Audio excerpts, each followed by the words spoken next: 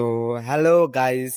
তো আমাদের এখন কাজ শেষ, তো আমরা চলে আসলাম স্টোরে। স্টোরে আসে আমরা যে কাজের জিনিসগুলা, যে মেশিনগুলা, তো স্টোরে আমরা থুয়ে দিছি।